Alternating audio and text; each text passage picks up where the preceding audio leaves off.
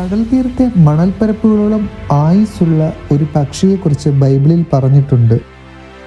ഹോൽ പക്ഷിയെക്കുറിച്ച് ഇയ്യോബ് പറയുന്നു, എൻ്റെ കൂട്ടിൽ വെച്ച് ഞാൻ മരിക്കും, ഹോൽ പക്ഷിയെപ്പോലെ ഞാൻ ദീർഘായുസ്സോടെ ഇരിക്കും. ഇയ്യോബ് അനുഭവിച്ചതൊക്കെയും ഓർക്കുമ്പോൾ മരണം പോലും എത്ര എളുപ്പമായിരുന്നിരിക്കണം.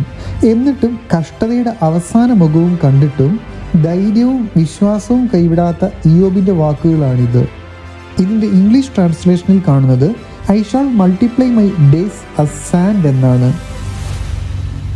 അതായത് എൻ്റെ ദിവസങ്ങളെ മണൽത്തരികളെ പോലെ വർദ്ധിപ്പിക്കും എന്നാണ്. പിന്നെ എവിടെ നിന്നാണ് ഹോൽ പക്ഷി വന്നത്? എന്താണ് ഹോൽ പക്ഷി? ഹോൽ എന്ന എബ്രായ പദത്തിന് പണ്ടുണ്ടായിരുന്ന ചില പരിഭാഷകളിൽ ഫീനിക്സ് എന്ന അർത്ഥമാണ് ഉപയോഗിച്ചിരിക്കുന്നത്. തൻ്റെ കൂട്ടിൽ വെച്ച് മരിച്ച ചാരമായാലും ആ മരണത്തിൽ നിന്ന് ഉയർത്തെഴുന്നേൽക്കുന്ന ഒരു പക്ഷി ഫീനിക്സ് ആണ്. ഇയ്യോബിനെ പോലെ എല്ലാം അവസാനിക്കുന്നിടത്തു നിന്നും ചാരം മാത്രമേ ബാക്കിയുള്ളൂവെങ്കിലും ആ ചാരത്തെ ജീവൻ്റെ അടുത്ത കണികയായി മാറ്റുവാനുള്ള അത്രയും ധൈര്യവും വിശ്വാസവും ദൃഢനിശ്ചയവും നമുക്കും വേണം.